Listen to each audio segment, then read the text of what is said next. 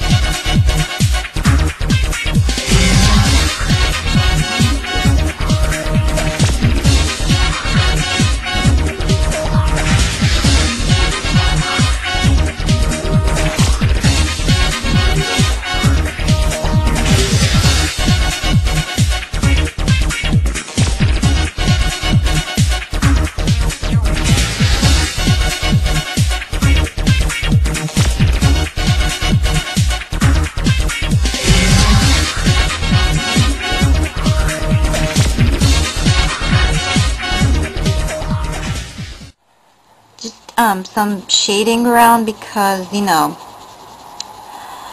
there's, when you're walking, there's some parts that's like bent, and so it will be a little bit dark, and then, you know, because of the movement of your clothes. So you gotta be careful when you're drawing characters with clothes. You know, you have to keep an eye on the movement of the skirts or whatever, and so you can you're giving like shadings around, although shadings of this could take for me a while, and I sort of do it like by hunch. I really don't have a certain pattern to do this stuff. I just do it by how do I normally feel. But there's a good way that you can do that.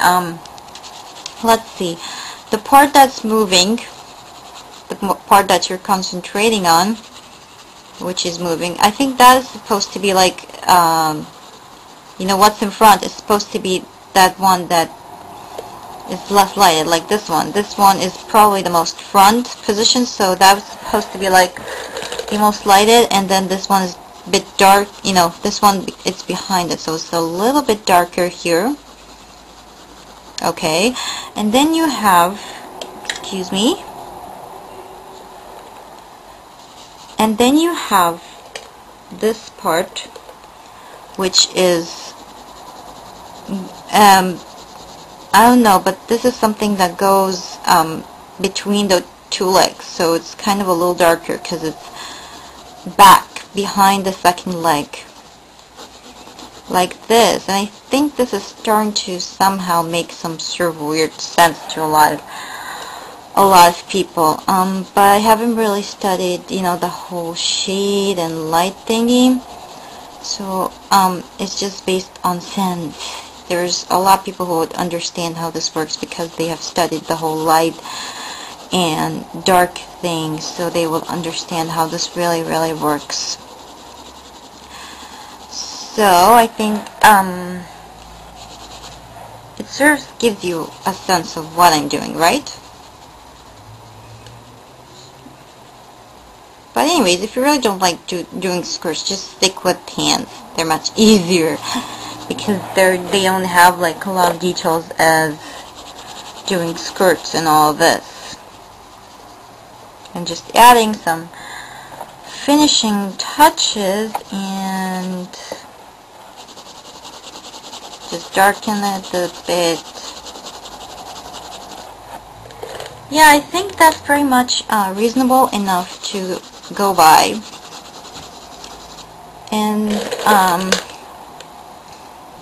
I won't go so much into the rest. This is just the shading part. Now we are going to start by shading the backgrounds, which is this. Now let me tell you a bit about shading the backgrounds. You see this one here is bigger. This tree is very big because it's close. You know, when you go really back, like when you're looking at far away, stuff gets smaller. Like this one is like, this is the biggest one, this is a bit further than it, and this is like really further from it. So the further the stuff, the more darker they are. So let's see, we'll be using something here like a 6B pencil, and I'm just shading this in a whole random way. It doesn't have to be the most neatest thing because color will definitely cover that up. Now if you're asking me why I'm doing this, this is something that will give a nice base. Because for me, I think when you have like a nice base and then you add colors to it, it sort of creates this nice illusion of art. Now, the techniques that I've used on characters, as you can see, requires a little bit longer than normally backgrounds, because backgrounds you don't have to do all the shadings and, you know, different grades of shadings like this. But I will tell you why later on. But anyways, this one I use 6B, and let's jump to 4B. Something that will be a little lighter. I think you can all tell by now. That's definitely lighter than the one behind. And it doesn't really take that much time. It's like really basic coloring. Here I go to the second tree.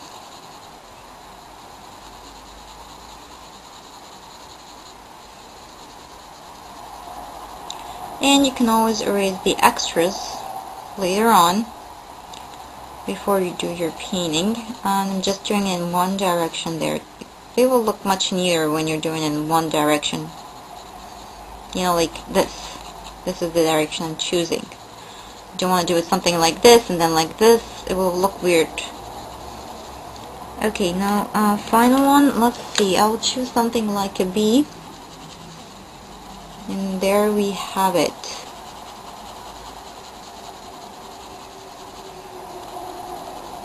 Really light, really nice. The closer you come, the lighter objects becomes, and the bigger they are. So the bigger the lighter, the smaller the darker. Just like as a general rule to you. And just use this technique. It really doesn't take a lot of time. It's easier than using Photoshop in my opinion, because I suck in it. But never mind that, just erase the rest. And my daddy told me to use something like a napkin, not exactly a napkin, a Kleenex, and just I used to do this with my finger, but my dad told me it was really wrong. He's a doctor, and he told me the lead will definitely be not good to you. And so I used Kleenex, and I just started to do this, which is sort of melting the whole thing together, which is you don't see now lines. You just see something like a nice colored thingy here. Really, if you take a close at it, the lines really have disappeared, and it's just now become so much cleaner in a sense. And your hands won't really get that very much textury and nasty because of the lead that's left over from the pencil. Okay, so now yeah, I can do that as much as you feel it's needed. Then the extras you can erase them later with like this.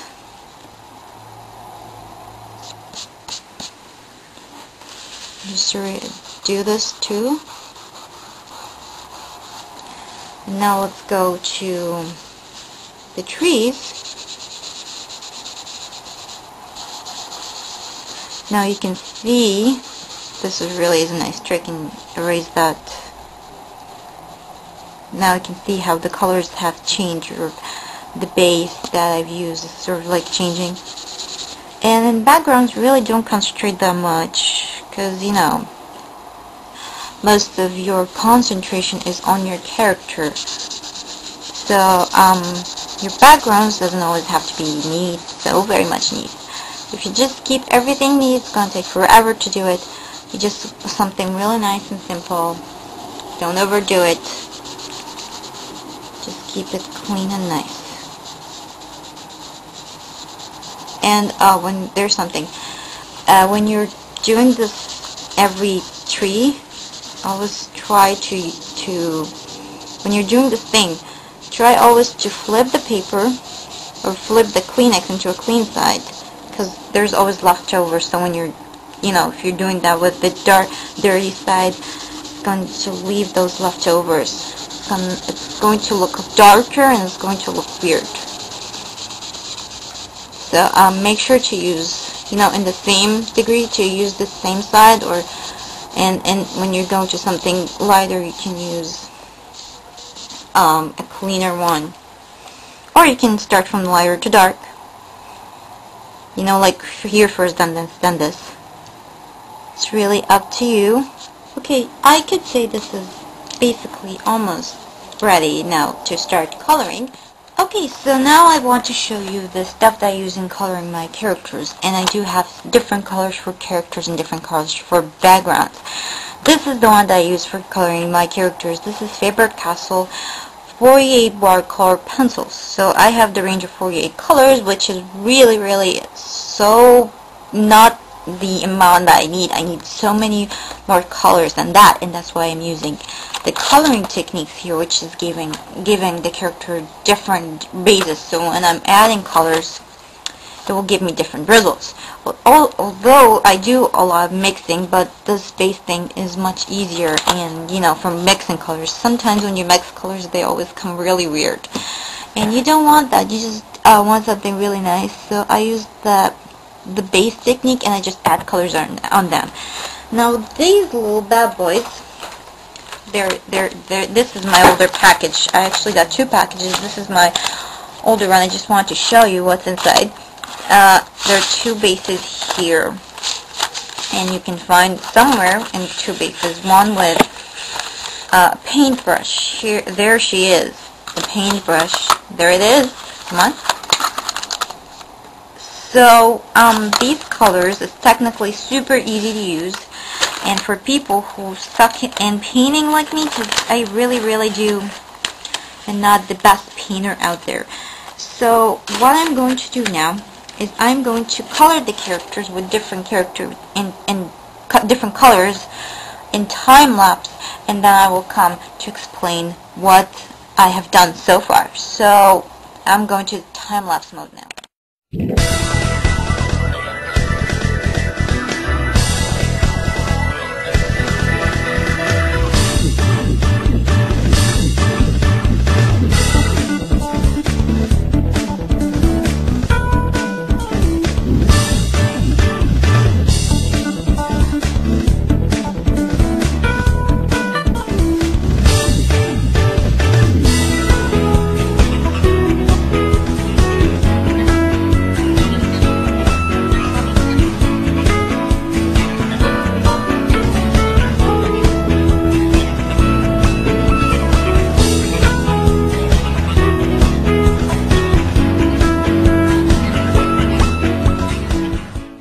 So, done with the time-lapse coloring, and as you can see, you can leave it like that, or you can do what I'm going to do. Remember the brush? All you have to do is just dip it into some water and just witness what will happen. Gradually the base will start to change. It will look more like watercolors than pencil colors. So the best thing about these colors is that they can't escape from, they really can't, they can't go anywhere other but the space that you have colored it. And even if they ran away, it will like be really small and hard to notice. And that's what makes these colors great for characters, because characters normally do have a lot of stuff that you put on them, you know, like accessories and all that, and they always come in small and tiny sizes, so you don't want something very too hard such as water paint. And the problem with water paint is they do really escape from one place to another. In other words, you really can't control where they're going, but here basically the colors are very much controlled, and it's very much easy. And even if you leave a little part not really watercolored, it won't be a problem, because not a lot of people would notice that, you know what I mean? They will look great, and if there were some parts where they escaped or not colored, it would just look like you've been watercoloring and you've been expert in watercolors. Now, as you can see now, the base and the watercolors are starting to look really, or the pencil colors really are starting to look like more like watercolors. Really decent and really nice. Okay, and I think I'm gonna go into time-lapse mode now.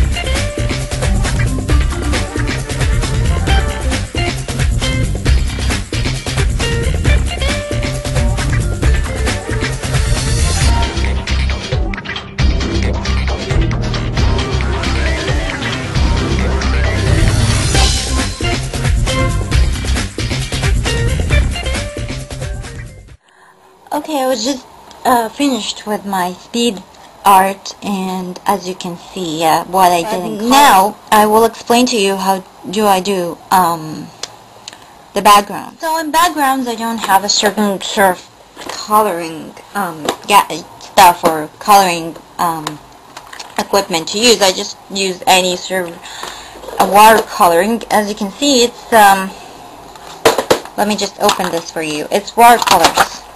Anything, you know, I don't have something with a certain kind of name. No, I just use whatever I have available, and I bought 3 different packages because they have like 3 different sets of colors, so I can have as many colors as I can. Let me just tell you this first. First, before I do anything, before I do coloring or anything like that, I use my Uniball fine line water and fade proof pigment ink, and I use the lengths of 0.5 and 0.1. Now I use 0.5 mostly, and 0.1 when I'm working on my manga, especially on characters which really are small, and you know, like things that need like small details or small lines. Like I cannot use my 0.5 because it's sort of thick to that kind of picture, so I use my 0.1, and that's sort of like the most thin or the thinnest thing you're going to find in the market. You can use a thicker. I think Mark Curly uses an 0.8, and I was actually surprised to hear that.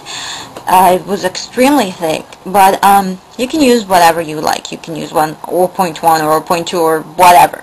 You have until 1.0 or maybe even more, I don't know, but this is really what I like to use. It's sort of like medium, and it's really helpful, and you don't have to press on the pen a lot, so your hand won't get hurt, because I used to press with the 0.1 so much so I can make the lines appear, and I ended up hurting and injuring my own hand with something really that every time when I exhaust my hand returned to me. So what I'm doing is I'm just using something that I don't really press on it a lot. As you can see, I don't really and press on it and put a lot of power into my hand, so it really is going to hurt your hand, and I don't want you to be in that position. So try not to press on a lot in your hand. And for me now, because I don't really do a lot of pressing in drawing, became more fun to me than writing.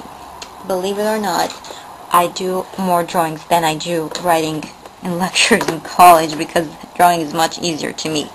So let's start by coloring, and I want to show you something here. When you're coloring, you need different lengths of brushes. Let's see, I have really a lot of brushes here. As you can see, I got from the thickest I can find possibly in my stationery shop to the thinnest, and I've got really a lot of collections here. There's some ones here that disappeared. Oh, I found this one. So you can see I have all these kind of brushes, from really thick to something like super thin. Yeah, I know it's crazy, but I really use a lot of lenses, because there's sometimes when you need to use like a thick brush to like color something big like this, and sometimes you need something like a thin brush. Let's see, if you're trying to make the backgrounds, you need to, do some linings here and here, and with your colorings, and you don't want to get it mixed with your original work, because the problem with thick brushes that sometimes colors could mix together and it could destroy your drawing and it'd be terrible. So I have like not sure how much, but I think these guys are about 11 or 10 brushes. Yeah, they're 11 brushes with different lengths. So go there in your local stationery shop and find as many many types of brushes and many sizes, so it'll be easier. Just go there and ask. I'm sure you'll be finding something really, really cool. So on with the coloring part, and I think I'm going to do that in time-lapse, because it will be extremely lame to watch me color. So I'm switching onto my time-lapse mode.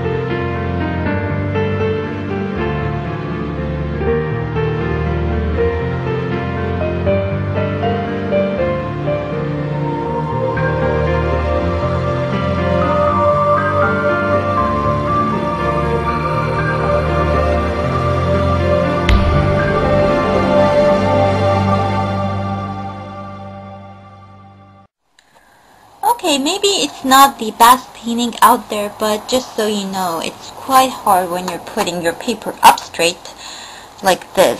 The wire will always keep going down, so it's not really easy. You know, when the water keeps going down, you have to go up, up, up, and then, you know, the water in another place dries, and it's really difficult. Because normally when I'm doing colors, I have to put something like on a straight level where the water doesn't, you know, fall. So, we do have a pretty good idea now. Let me just give you some tips before I go. If you're doing something like, backgrounds, use the thin brush like I showed you earlier, just to sort of outline lines around the characters. You saw me doing that.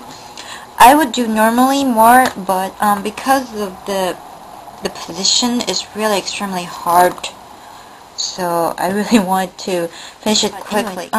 Keep your drawings like, or your colors like in one level, like in this kind of direction, up, up, up, up, and down, like this, you know, like, don't do it like, if you're doing it like this, then keep doing it like this. If you're doing it like this, just keep doing it like this. Don't do something like this, not like this, like this. It's just gonna look weird, and your drawing is definitely going to look very, very weird. As for your sky, I think it'd be nice to have something like random, because, you know, normally when you're like doing something like a sky, it would be nice to have like random kind of look. Really, that's in my opinion. Because if you're trying to do it something like one color, it's not gonna come out. It will never come out just one color. You're going to have some random bits everywhere. If you just keep it in one angle or one straight direction, you're going to have a nice effect, and not a lot of people will see that. Or see that you're like, you know, it won't feel so much, I'm not sure if my words make any sense, but I won't feel, you know, they come in different directions, and the person who's looking at this will get lost. Because seriously, I'm not that good also with water painting. I just started. I'm sorry about that, the batteries just ran out. But anyways, as I said, I just found this technique, and if you're asking me about why if I haven't choose the same technique that I'm using on characters, imagine the amount of details that I'm going to have to do. Color with pencils, then I bring the brush and color all over again. You can understand how hard would it be if you started using this technique. Yet I hope my videos is helpful to you enough. I did use the technique of, you know, my water pencils with another picture before, but it took for me forever. I'm not sure if you've seen, you know, I haven't done any videos for it. It's my background picture, the Final Fantasy 13 picture. That picture took for me more than a day just coloring it, just doing the backgrounds. So it was extremely tough, and, you know, it was extremely also not what I wanted. I wanted something else that really wasn't, you know, colored on the same level, or with colors disappeared, so I have to redo it and redo it and redo it all over again till I was satisfied with final results. So this one is very much easier and very more satisfying to me, I think. Yet I think it needs a little work, but at least I've given you some ideas on where you can do your watercolors. I think if you want to see more water paintings, you should go to Mark Curley on YouTube. He got some really cool coloring techniques. I will try also to make my coloring techniques a lot better. So I promise you that I will do more better videos. And maybe I'll find a way to do more coloring on camera without making the colors escape and go just down and down like that. So hopefully you find this videos interesting, and I hope that you find some stuff here really super, you know, cool, or, you know, some sort of technique that really will help you. See you next week. Bye bye.